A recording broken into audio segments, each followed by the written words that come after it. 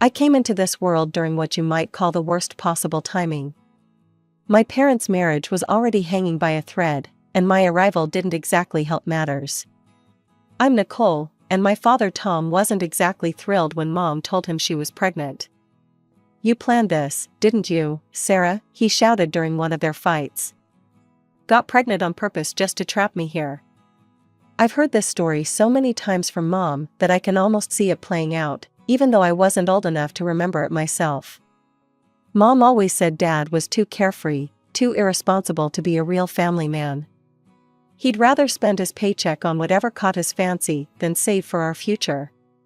Their arguments echoed through our small house for 4 long years after I was born. Sometimes they were about money, sometimes about Dad's late nights out, sometimes about me.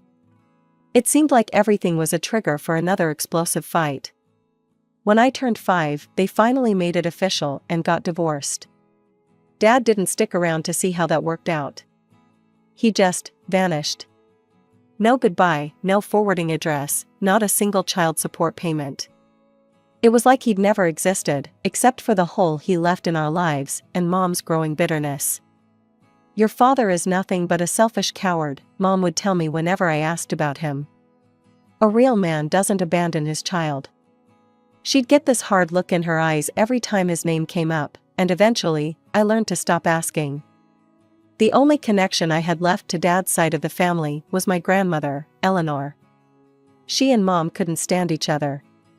Grandma Eleanor blamed Mom for the failed marriage, saying she'd pushed Dad away with her constant nagging about money and responsibility.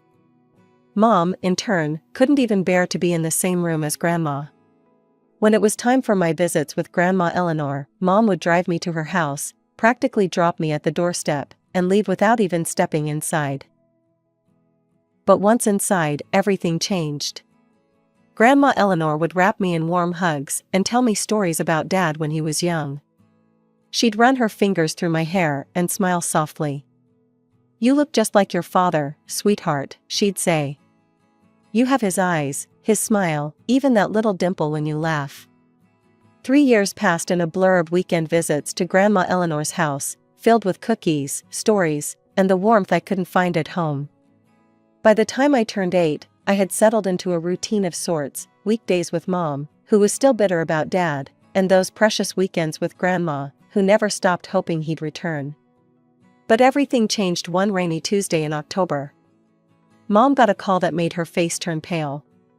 Get your coat, Nicole, she said, her voice unusually quiet. Grandma Eleanor wants to see us both. It's important. The drive to Grandma's house was different this time. Usually, Mom would just drop me off and speed away, but today she parked the car and actually walked with me to the door. Something was wrong, I could feel it in the heavy silence between us. Grandma Eleanor looked smaller somehow, lying in her bed with papers scattered around her. Her usually perfectly styled silver hair was messy, and her face had a grayish tinge that scared me. But she smiled when she saw us, reaching out her thin hands. Sarah, Nicole, thank you for coming, she said, her voice weaker than I'd ever heard it. Please, sit down. Both of you. Mom actually sat down without argument, which was when I knew this was really serious. Grandma Eleanor's lawyer, Mr. Peterson, was there too, standing quietly in the corner like a somber statue. I need to discuss something important, Grandma said, looking first at me, then at Mom. I'm not well, and I need to make sure everything is properly arranged. She paused to catch her breath. My house and part of my savings will go to your Aunt Linda, Nicole. But I've set up something special for you. I remember playing with the hem of my sweater, not really understanding what was happening. Adult conversations about arrangements and papers always bored me, but I knew I was supposed to pay attention. I'm creating an educational fund for Nicole, Grandma continued, her voice growing stronger as she spoke about her plans. It will cover her college expenses when she turns 18. Mr. Peterson here will manage it until then. Mom's posture changed at these words, she sat up straighter, her eyes widening slightly. I noticed her hands, usually fidgety with anxiety, grow still in her lap. The money can only be accessed for educational purposes, And Nicole will have full control of it when she turns 18, Mr. Peterson added, stepping forward with some papers. Mrs. Eleanor has been very specific about these terms. I sat there, swinging my legs back and forth, more interested in the pattern of the wallpaper than in what they were discussing. College seemed like something from another lifetime. I was more concerned about my upcoming spelling test and whether Jenny Martinez would invite me to her birthday party. Everything is arranged, Sarah, Grandma said, reaching for Mom's hand. For once, Mom didn't pull away. I want to make sure my granddaughter has opportunities, regardless of everything else. The unspoken mention of Dad hung in the air between them.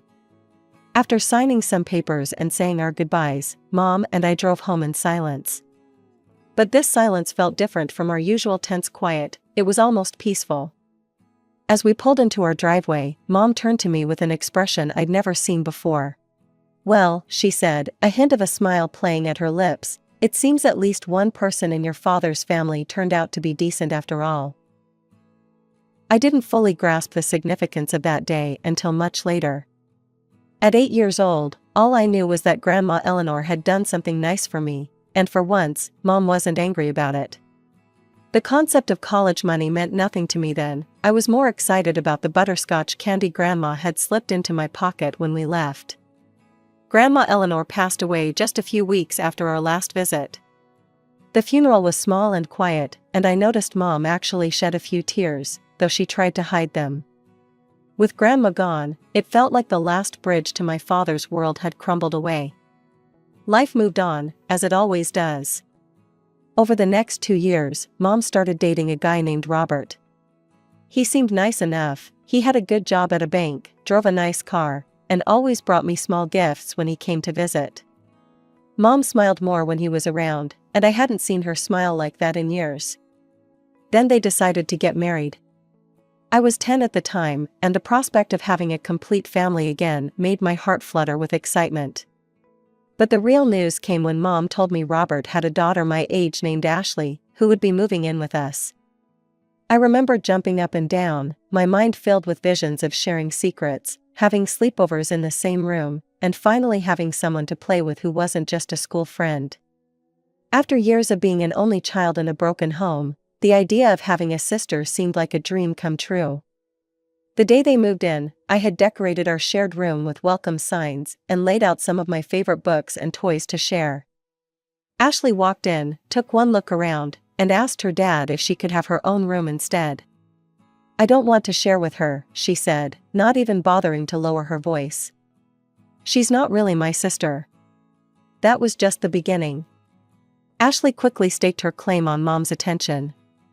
She'd curl up next to her on the couch during movie nights, pushing me to the side.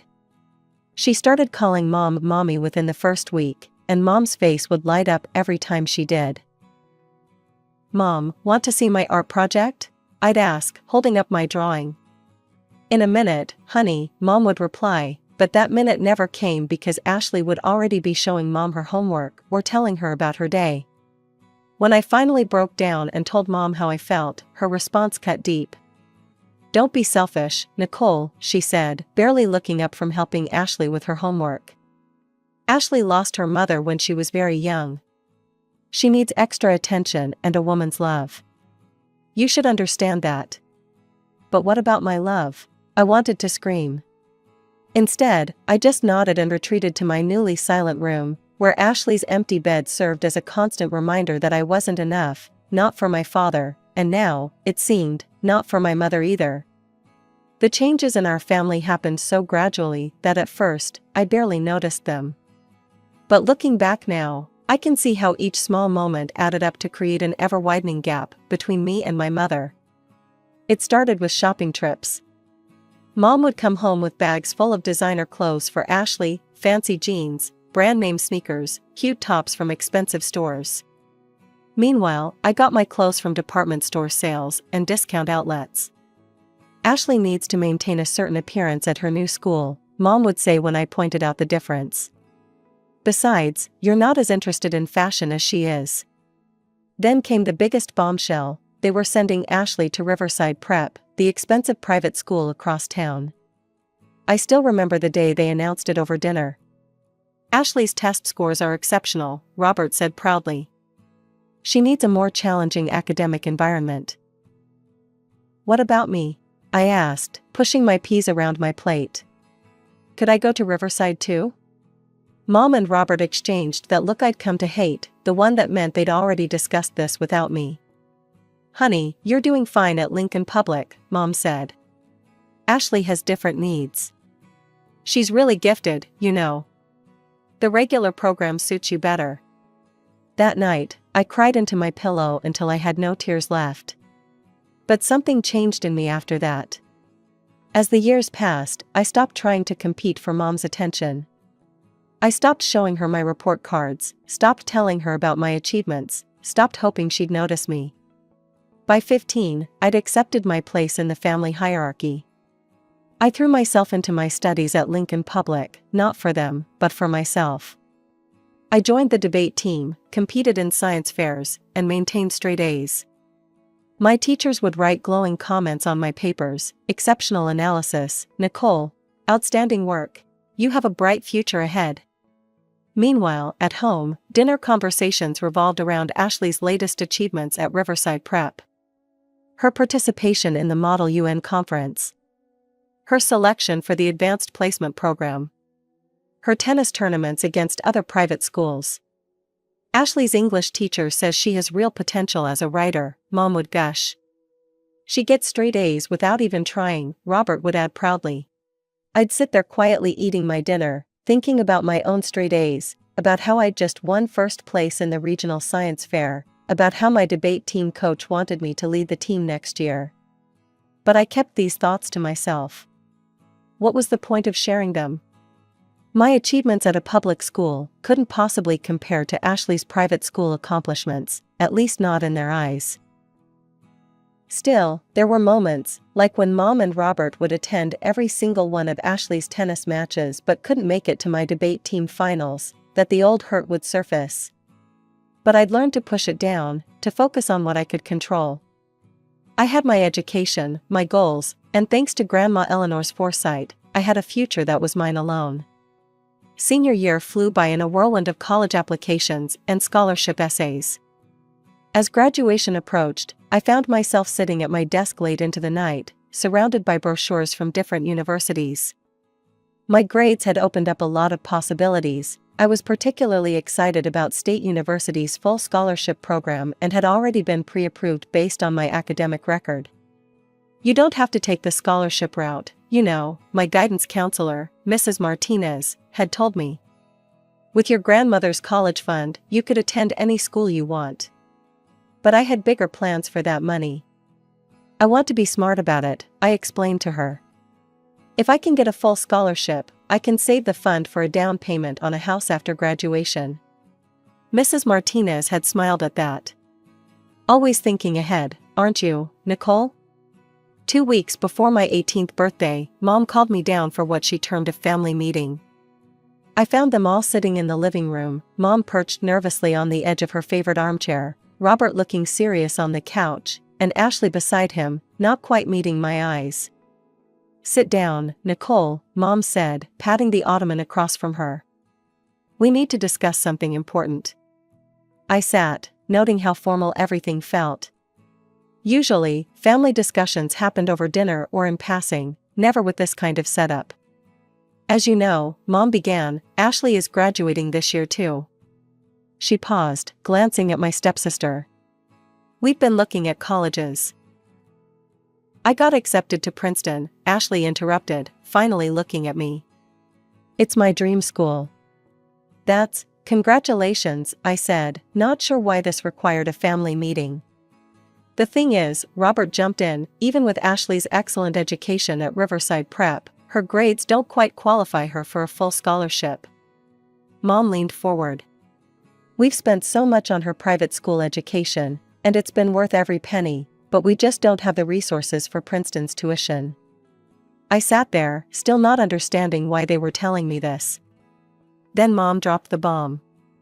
We were hoping, since you have your grandmother's college fund, you might be willing to share it with Ashley. The room went silent.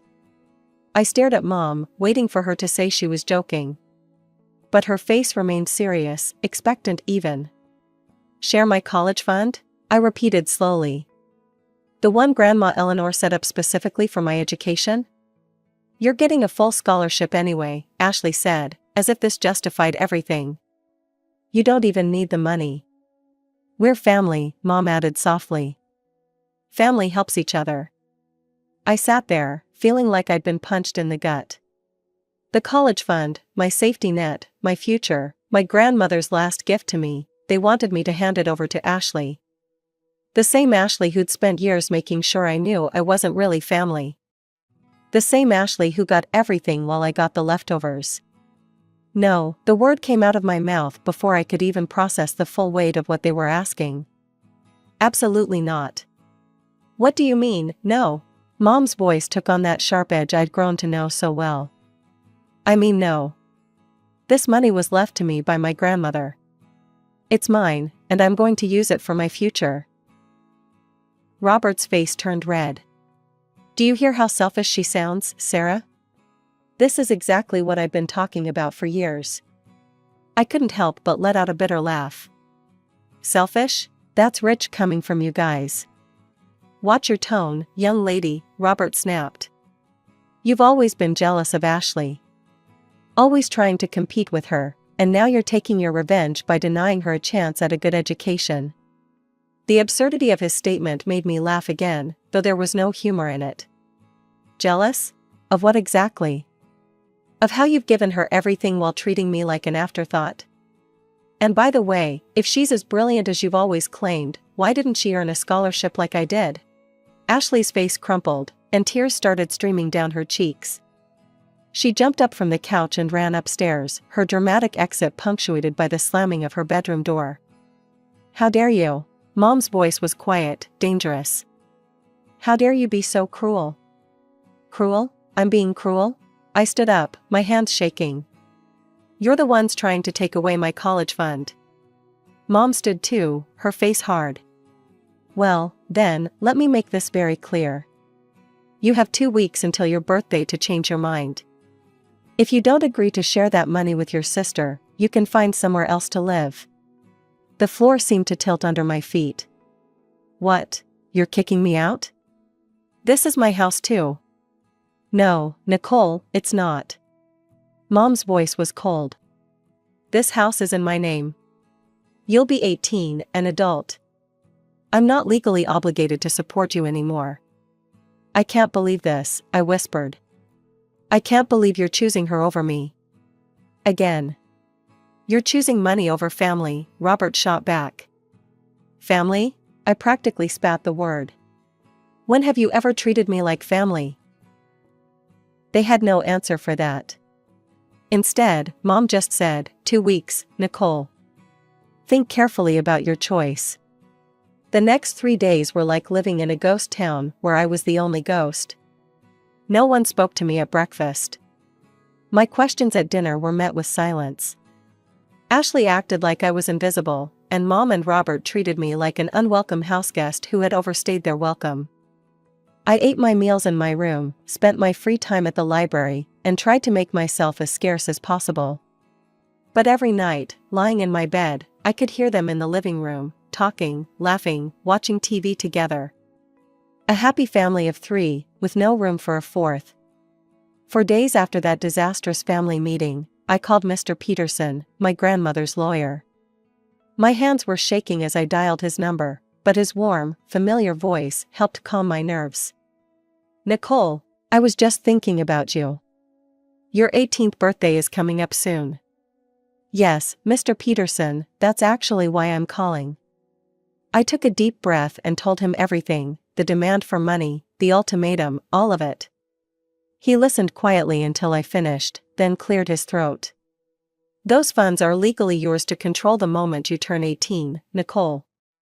Your grandmother was very specific about that. And frankly, I think she suspected something like this might happen someday. What do you mean? Let's just say, she knew her son's ex-wife very well. He paused. Now, about your living situation. Look, here's what I suggest. Pick your college first, preferably one in a different city, then find an apartment nearby. I can help you with the paperwork. You won't be able to access the funds until your birthday, but we can get everything set up in advance. I spent that afternoon researching apartments near State University, where I'd already been accepted with a full scholarship. By evening, I'd found a small but decent place, just a 10-minute walk from campus. The landlord, Mrs. Chen, was willing to hold it for me with just a promise of payment on my birthday. For the next week, I quietly packed my life into boxes, one small piece at a time. I didn't want anyone to notice what I was doing. Each night, after everyone was asleep, I'd pack another box and hide it in my closet. Photos, books, clothes, my life condensed into cardboard containers.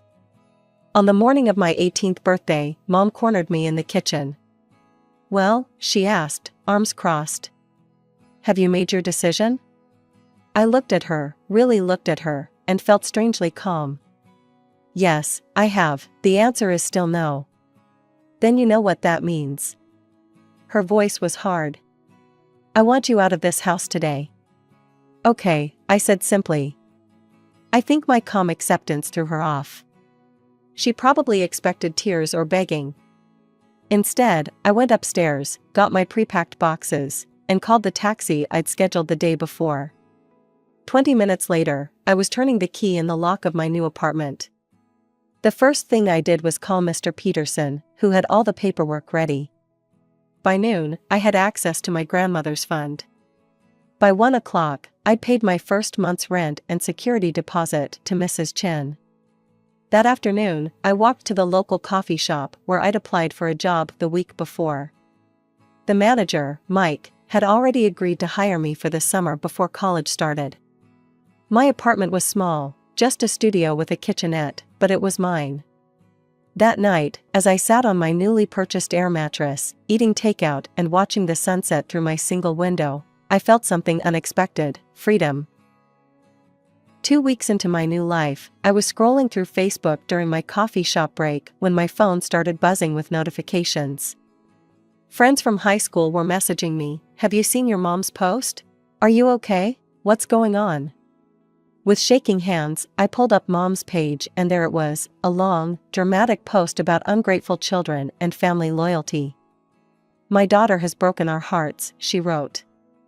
"After everything we've done for her, she selfishly refused to help her sister get a college education. Instead, she's hoarding money from her grandmother while her sister's dreams are put on hold. I never thought I'd raise such a selfish, heartless child." The comments below were worse. Relatives I barely knew were chiming in, "How could she be so ungrateful? Family should come first. What a spoiled brat." I sat there in the break room, my coffee getting cold, as anger and hurt battled inside me. Then something snapped. If Mom wanted to air our dirty laundry on social media, fine. Let's tell the whole story. I opened my laptop and started typing. Since my mother has chosen to make our private family matters public, let me share my side of the story. Yes, I refused to give my stepsister my college fund, money that my grandmother specifically left for my education. What my mother forgot to mention is that she gave me an ultimatum: either give up my inheritance or get kicked out of the house. On my 18th birthday, she followed through on that threat. I was forced to move out because I wouldn't give away money that legally belonged to me. For years, I watched as my stepsister got private school education while I went to public school. I watched as she got expensive clothes while I got department store leftovers. I worked hard, got straight A's, and earned a full scholarship to college, something I'm proud of. But apparently, that wasn't enough. They wanted my inheritance too. So yes, I chose to keep my grandmother's gift to me. And yes, I'm now living on my own, working and preparing for college. But I didn't choose this situation, my mother did when she kicked her own daughter out on her birthday. I hit post and went back to work. By the time my shift ended, the response was overwhelming. Former teachers, neighbors, even some of Mom's old friends were commenting with messages of support. People who'd known our family for years started sharing stories of how they'd noticed the favoritism, but never said anything. My phone rang that evening. Mom's name flashed on the screen. How dare you, she hissed when I answered. Do you know how humiliating this is? Mrs. Peterson from church won't even look at me anymore. Half my friends are questioning my parenting. Maybe they should, I said calmly. You kicked your daughter out for not giving away her inheritance. What kind of parent does that? I did everything for you. No, Mom. You did everything for Ashley. And that's fine, she's your daughter now, but I'm done. Goodbye, Mom. I hung up and blocked her number. Then I blocked her on all social media, along with Robert and Ashley. It was surprisingly easy, like cutting away dead weight I'd been carrying for years. Now I'm in my first semester at State University, studying business management. My small apartment feels more like home every day. Sometimes I think about them, Mom, Robert, and Ashley, but those thoughts come less and less often. Grandma Eleanor's picture sits on my desk, and sometimes I swear she's smiling at me with pride. She knew, somehow, that I'd need this money not just for education, but for freedom. She gave me the means to choose my own path, and I'll never forget that.